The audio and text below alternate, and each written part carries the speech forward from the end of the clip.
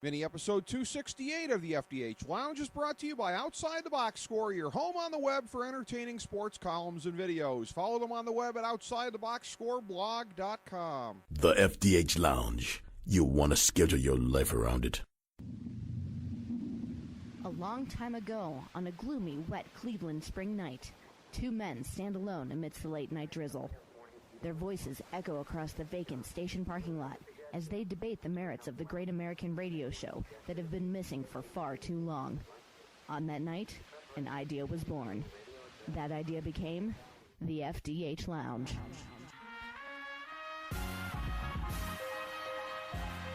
Welcome to the FDH Lounge. Welcome, everybody, to FDH Lounge, mini episode number 268. Rick Morris and Steve Kallas, your FDH Lounge dignitaries today, breaking it down for you. An early season MLB look here. How are things developing in mid-May? What are we seeing thus far? Surprises, disappointments, things that we expected, things of that nature. Always pleased to be able to sit down with my boy Steve Kallas when he's passing through Seatown, and very happy to be able to hook up with you here today to break down the baseball. Steve, good to have you with us, my friend, and hope your travels in were kind to you. Everything was good, Rick. Great to be with you as always. I'm struck by something that you were talking about before we flipped the mics on here. When we look at some of the early season surprises, and I think we're going to start in the AL anyways, a convergence of them, if you will. An old school doubleheader recently in Cleveland, 2 games back-to-back. They didn't clear out the park in between and make you pay twice. The Indians and the Yankees making it up from early season weather outages. And these are, again, 2 of the big surprises in the American League at this point. I had posited to you the Yankees probably, in my book, even beyond the Indians. The Indians had a very good off-season. The notion that they would be contending at least for a wild card spot, not outlandish. The Yankees, on the other hand, with where they're at, with everything that they've had to do to regroup and sign guys, and now dealing with all of the injuries, they are a scrappy underdog story. We haven't said that about the Yankees in a long, long time, but it's really interesting because when they met in the playoffs in 2007, people wondered how the Indians, a team with their puny payroll, was able to beat the Yankees. I always pointed out at the time and said, well, it's the inefficiency in the Yankees' payroll. Sure, they're paying like $161 million, but they're not getting their money's worth. 2 years later, they win the World Series because now they're paying Teixeira in his prime, Sabathia in his prime. They're getting bang for their buck. It's kind of come back around to that point like it was in 07 for them, but they're getting bang for their buck off of guys that are off the scrap heap. It's truly unbelievable. Well, I really can't remember the last time I heard the word scrappy and Yankees in the same sentence, but I totally agree with that analysis. Now, when we did the show before the season, I did pick the Yankees to make the playoffs as a wild card, but there was a lot of New York bias there, I have to admit, being a New Yorker. But I will say this. A couple of things. The doubleheader last Monday was fascinating in Cleveland because it was a real doubleheader. I can't remember one in the last few years. They're all day nights. Nobody wants to give up that extra admission, but to Cleveland's credit, now, I wrote for a decade that we really should bring back doubleheaders. We really should bring back doubleheaders. And then you see the Yankees play the Red Sox. It's 4:07. It's 3:58.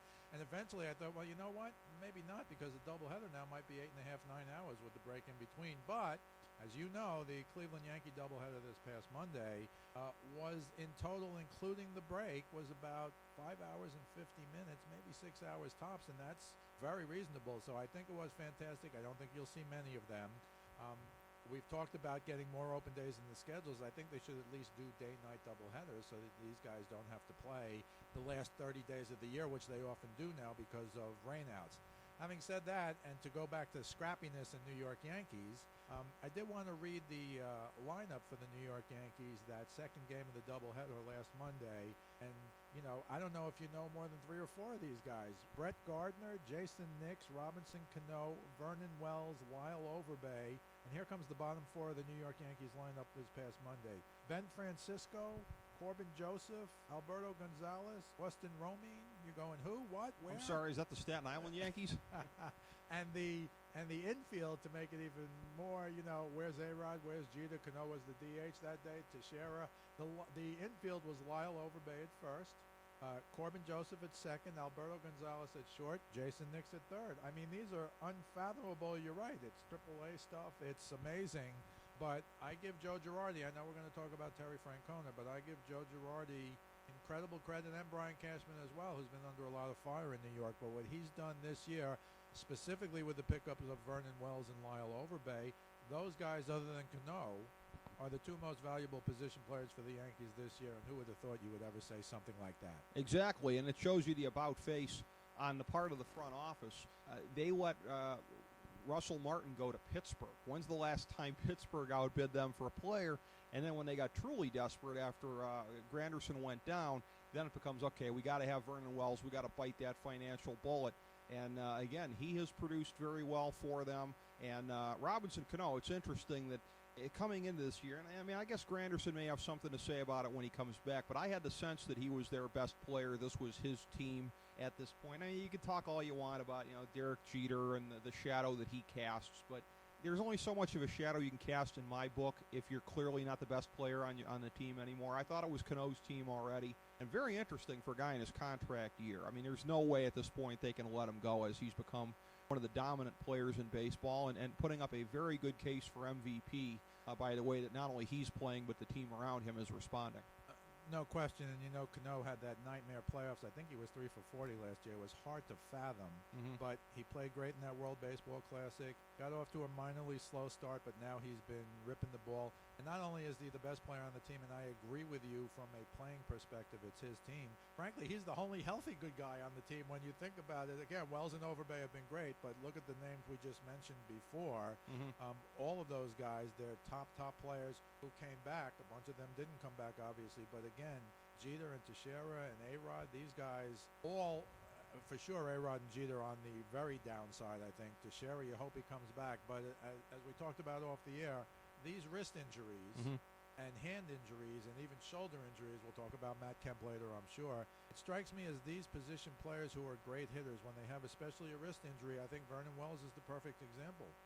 Last year he was terrible, but he was coming off a wrist injury, and this year I think he's had that year to come back. Now, Teixeira coming back from a wrist injury, will he be good this year? I don't think so. I think it's something we've seen in the last 5 or 6 years that you just didn't see 15 or 20 years ago. But the Yankees are doing it with smoke and mirrors. I think Girardi's, again, a manager of the year candidate. But I think a lot of credit goes to Cashman for getting guys like Overbay and Wells. You're right, they had to bite the financial bullet on Wells. But now Granderson's coming back. Eventually these other guys will come back. And I think the Yankees are going to make a run. Their pitching has to get a little better. Kuroda's been the race by far. And I know we're going to talk about a lot more than the Yankees. But Kuroda's been the race, and CC has been good. But they're going to have to patch together their pitching staff for this. Pettit was good early, but down lately. So we'll see what happens with them. They're going to have to keep it together, no doubt. And they'll get guys start dribbling back. For the team that we were coupling with them for the moment, for the most part, the only team really worth discussing in the Central, because I think everybody else has more or less been right about where you'd expect. Maybe Minnesota playing over their heads for a little bit, but that can't possibly last.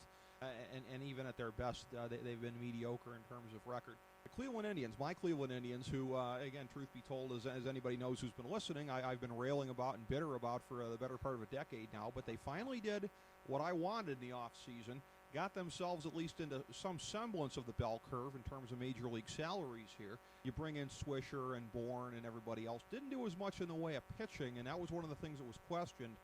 However, something that I want to bring up, you're talking about the wrist injuries. You're talking about theories as to bounce back. There was something that I read the other day, and I'm trying to remember where it was. It might have been in Hardball Times, about Scott Kazmir and the theory on him with mechanics and the ability to restore velocity, because that has been the biggest thing. The guy was not even throwing a batting practice fastball last year when he was in independent baseball. I mean, he was down in the 80s, maybe even the mid-80s with his quote-unquote fastball at that point. This is a guy that's back into his 90s now, who has gone through, and it's very interesting because it wasn't even MLB pitching coaches or anything like that. There were some of these consultants that were working with him that were doing film study, that were going through and we're diagnosing some of these things here. So we may be starting to get to a point here in terms of reclamation of players where that could become a very important part in terms of the efficiencies of Major League Baseball. For guys like we were talking about with Teixeira, if you can kind of get a glimpse of how long it might take for somebody like him or Vernon Wells to come back to full strength with a wrist. Somebody like Kazmir, does he have any kind of issues with his velocity that are addressable and that are not permanent in nature. So we may start seeing things like this because, again, it's not that Kazmir's been as big a part of what the Indians have been doing as the other guys have been to the Yankees, but nevertheless, it's part of the equation nonetheless, and the ability to find these reclamation projects is always going to be critical as baseball gets tougher and tougher to compete in, as guys are, franchise players are getting locked up on long-term deals, and there's less guys you can find on the market that already are stars. Yeah, I'm a big Kazmir fan going back to his days with Tampa Bay. They list him at 6 feet 180. I never thought he was that big, but he always had a live arm, and now I think you're right. I think they can get him back. He knows how to pitch, and he's pitched in some big games. When you pitch in the AL East, when it really was the AL East, 5 years ago, whenever he was there with Tampa Bay, and he was on that pitching staff where they do amazing things. I don't know if you ever had the chance to read that Sports Illustrated article about how Tampa Bay does it different and better than anyone. I encourage everyone to go find that at SI.com. But he's got that background, like the Tampa Bay. They talk about the Dodger way of playing baseball for decades. I think in the future they'll be talking about the Tampa Bay way of pitching staffs and the way Joe Madden shifts, because everyone's starting to pick up on that. But yes, I think Kazmir is a big plus for them. I don't know if Bauer's going to get it going or not. Obviously a big-time prospect. But, they have some very good position players. They did lose Hafner, but I should have mentioned Hafner on the Yankees. But, of course, he's on the DL as well. I forgot. Matter of time. He played well early. Right, exactly. But, if Hafner had been healthy last year, they had some veterans who were hurt last year. I thought they could make some noise last year, Cleveland. And I think they can make some noise this year. Of course, Carlos Santana having a very good year. Brantley, I thought Bourne was a very good pickup. And Swisher, look, if you're a Yankee fan, you love Swisher. The only knock on him, that you want to have him in the regular season. He was never a good postseason hitter ever with the Yankees. But he has that enthusiasm that I'm sure people in Cleveland have already seen. He's hit some home runs, but he is a big-time leader, and I think that's what they were looking for, because they did give him a big contract. But I think coming over with that Yankee championship from 2009, he's the eldest statesman. He's the happiest guy in the world no matter what happens, and I think that's going to help a team that has a lot of good young players like the Indians. Yeah, and again, the additions in the offseason absolutely were critical. You singled out Carlos Santana. He's been one of the breakthrough players in MLB this year. And again, if you're fashioning a case for the Indians to make not just a playoff run, but maybe a deep one, that's where you start to look. You start to look at guys like Carlos Santana, because there's nobody else on this team right now that profiles as having franchise player upside. Santana always has if he got it together. Jason Kipnis still a little bit of a ways off from that. The ceilings on these other guys, even the free agent acquisition's a little bit lower. Mark Reynolds has been awesome thus far, but again, you're starting to see some of the holes in his swing kind of come back out. He sort of is what he is, but even what he is significantly more than this team has had in a long, long time. As we said, the Central, kind of not much to see here. It's not much different than what you would expect. Some of the teams hovering around 500 in there. Detroit at the top with the Indians. But it's the American League East, and I think you were saying when we were off air that your son had commented on, when you look at Tampa Bay and Toronto at the bottom, it sort of looks like the division is flipped a little bit here. I would certainly concur with that. Tampa Bay and Toronto at the bottom of the East. Toronto in dead last, as they've been for a good chunk of the year. Baltimore hanging in there above 500 in the middle. Yankees and Boston at the top. Big surprises with almost every team, really. We talked about the Yankees. Boston, it's kind of not exactly the same story, but certainly not a team that won 69 games last year. We expected to see bouncing back this year the way that they have, without too many obvious off-season moves that would have accounted for it. Baltimore, their inhuman record in one-run games last year. You expect them to come back to earth because they didn't do much in the off-season to try to get better. Manny Machado, though, really developing quickly as a potential franchise player. So you look at him and Adam Jones, maybe that starts to explain something a little bit. But Tampa Bay, not horrible, right at about 500, but you expect a little better from them. Toronto at the bottom. A theory that I had read, which I don't remember where it was, but it sounds outlandish to me. Maybe there's something to it. Everybody was so excited about all the guys they got from the Marlins, but how many of those guys really had great years last year for the Marlins? And I don't really read anything into that. Jose Reyes is cursed. No, he got hurt. And the other guys that came over in the deal, R.A. Dickey, you kind of wonder about, but the way that he's been going.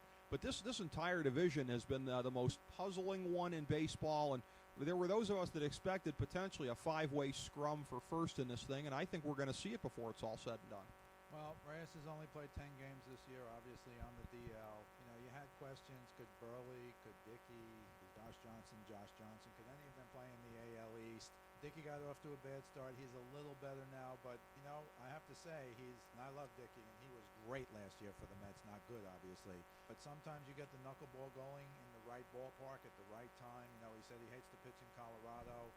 Doesn't like to pitch in domes, but he's had his problems. He didn't know how good those pitches were going to be, but on top of all of that, it strikes me as a good hitting team like Toronto, only hitting 240 as a team. I think that's as bad as anything else, frankly, and they just haven't been able to put it all together. Now, like with the Lakers in basketball, you see all these guys come together, and sometimes you immediately jump to, and hey, I said Toronto's making the playoffs, so I'm one of the jumpers. Mm-hmm. But it does take time for the chemistry to form. You do need some chemistry. It's not you have to like each other. It's not like that at all, but you do have to play together.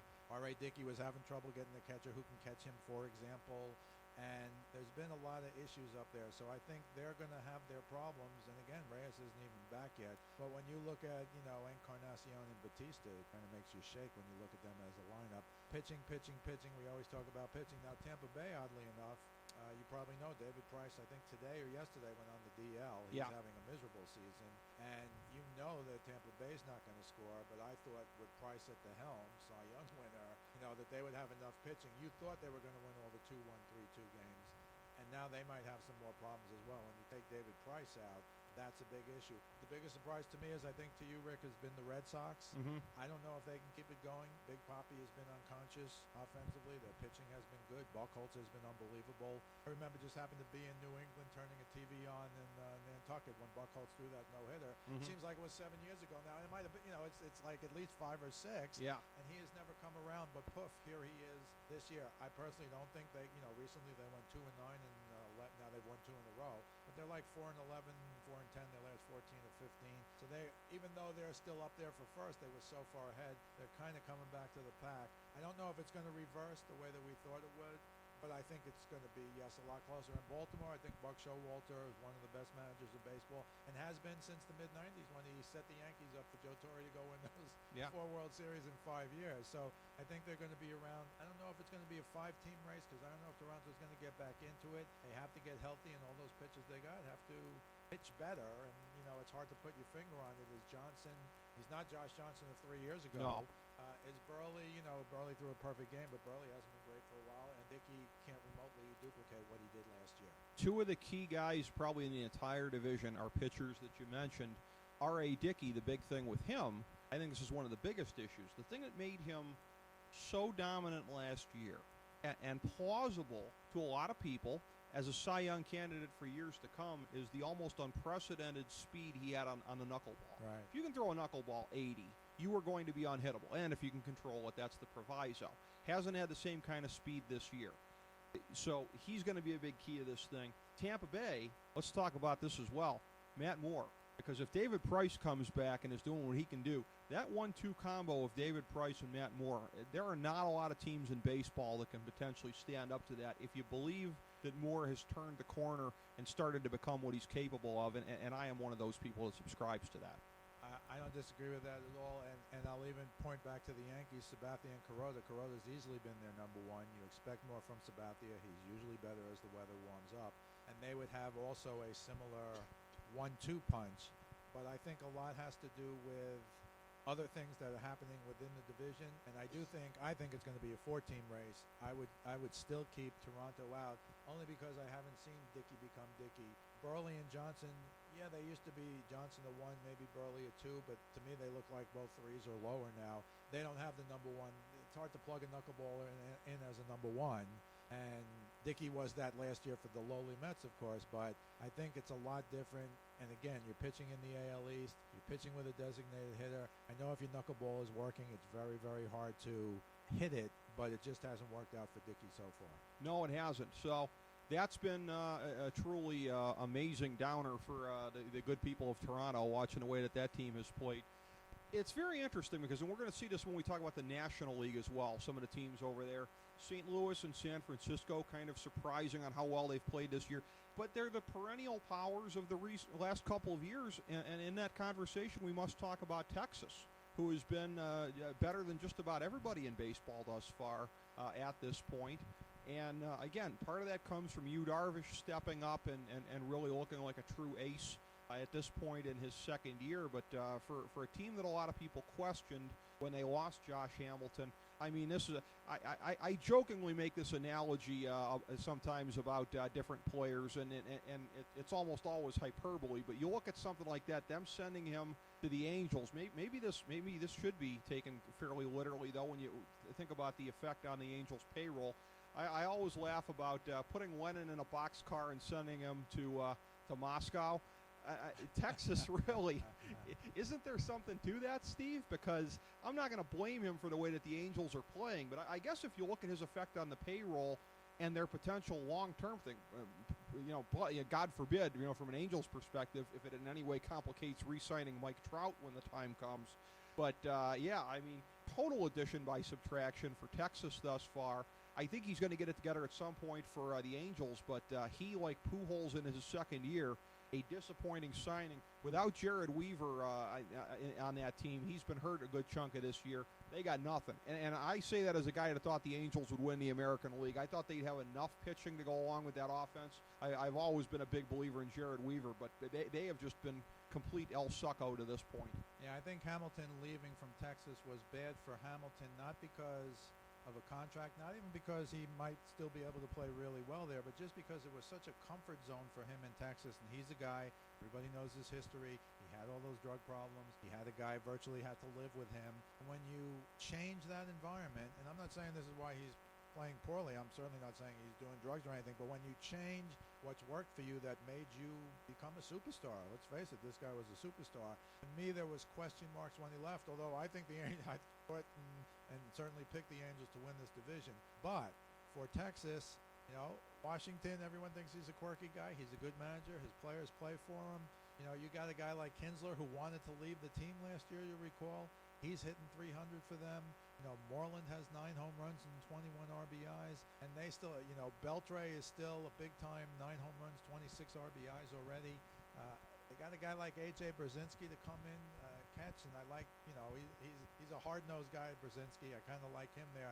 So, yeah, I think they've done a lot. And, of course, when you look at the pitching, the first pitcher in that whole division that you go to is Weaver, because the problem when you look at the Blue Jays, can those pitchers pitch? When you look at the Angels, can those pitchers pitch? When you take Jared Weaver out of the look at the Angels, it's what you said.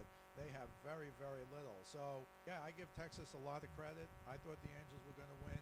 When you look at Trout and Pujols and Hamilton, again, you start shaking, but it hasn't come up. As good as Trout is, he's down in most of his numbers this year. He's only hitting 280. I was looking the other day. He led the league in stolen bases last year with 49. He only has 7, and they've already played a quarter of the season. Now, I don't think Trout's value, MVP talk aside, is the fact that he can steal 49 bases. I think it's a fantastic plus, but that's not what you're going to look at. It's like looking at a guy's throwing arm. Sure. That's not what you're looking at offensively, just like you don't look at his throwing arm defensively. Although if you have a great gun, it's great. And if you can steal 49 bases, that's great. But I think everyone's kind of down. You look at Pujols, he's only hitting 248. And when you go back to, remember they said the greatest player ever for the first 10 years, 30, 100, 300. And you look at his last few years now, he only hit 280 last year. He's only hitting 240 this year. Yeah. And you wonder, I don't know if anyone has ever questioned Pujols' age, but you got to wonder, and I have no evidence that he ever did steroids. I don't know if people thought he did or not, but he's certainly the drop, especially in average. You're talking over 50 points in the last 2 years. I think he was 299 2 years ago, so he just missed 300 for the first time. But these are arrows pointing down, and his power numbers are good, but they're not 40, 130. They're, 30, 100. And that makes a big difference when you're giving him the money you're giving him and sticking him in the middle of that lineup. Well, we talked about it just briefly earlier about bigger picture for a moment, the economics of baseball and the way that things are shifting in terms of perception. You're going to see an awful lot more of things like what Colorado did with, and I know Tulowitzki's been banged up and you can kind of question that, but I think still great move to lock him up and Cargo, because when you look at the emergence of some of these guys, Trout and Harper and Machado now, very early 20s, that we're now seeing that balance return to baseball. I mean, maybe, I guess guys weren't this good, this quick in the 70s and 80s and early 90s before the whole steroid era. but there was that distortion of guys would be good longer during the Royd era. The thing with Pujols, and to a certain extent maybe Hamilton as well, it is going to be one of the biggest cautionary tales out there. You're going to see teams putting even greater emphasis on farm system development and lock these guys up. The Angels may not be in a position to do so because of Hamilton and because of Pujols and some of these other contracts, but they need to lock up Trout as early as they can. And that's the thing where I thought it was penny wise, pound foolish. They re-upped him for like $500,000 this year. Why would you not throw the guy a little bit more money now? Because you're going to need him to sign some kind of club-friendly deal at some point. It's very stupid, and I think the wave of the future, and I don't think that's the wave of the future. I think the wave of the future is what you said. They should give up their last year or two or three, or even now to give him $500,000. That's absurd. The guy, you could make a great case for him for MVP, although I believe Cabrera should have been. But I think the wave of the future, it's becoming a young man's game for two reasons. The first one you discussed, certainly the end of the steroids era, which made guys in their late 30s play like they were in their late 20s. But also now I just think the way baseball is played today, you're traveling, you're playing 80 games when you're 10 years old. I think it's too much too soon personally, but the point is these kids are much more mature now at 19, 20, 20. If you go back to the 30s and 40s, 50s, most guys were in the minors 3, 4, 5 years before they came up. That hasn't necessarily been true the last few years, but when you see, for example, now Harper's an extreme example, but you know what he did. He graduated high school early. He specifically played for a junior college that only used wood bats in the wood bat league. I mean, he really had a plan. Now, he's an extreme case, but I think the average age of the top players is getting younger and younger. Machado is 19 or 20. Harper is young. Trout is young. And there's going to be more than these three guys. The pitchers, some of them even are young. So I think what's happening is a change in age for two reasons. You're not going to have that 38-year-old hit 50 home runs. That's like a joke now. You're not going to have a 39-year-old hit 360, and Ted Williams aside, of course. But I think it's skewing now to younger players. I think it's a younger man's game, and I think that's going to be the wave of the future. But in line with what you said, I think they should have signed Trout to a long-term deal if they could have now, because unless he gets hurt, you're not going to have what you have with A-Rod in his late 30s, with Pujols in his late 30s. If he gets hurt, he's going to be 25, 27, 28. He's still going to play another 4 or 5 years unless it's a devastating injury at top competition. I don't think you're going to see these 10-year contracts for these 28, 29, 30-year-olds anymore. I think you should see them if the teams are smart for these 24, 25, 26-year-olds. Yes, and I think that's going to be the way that it's going. The rest of that division, not a whole lot that's really that unusual. Houston, another historic bad season, this time in the American League. We kind of saw that coming. Seattle and Oakland kind of middle of the pack. Oakland reseeding after a good start. So they, unlike Baltimore, may be seeing some kind of holes in their game the year after breaking through. They're still a very young team.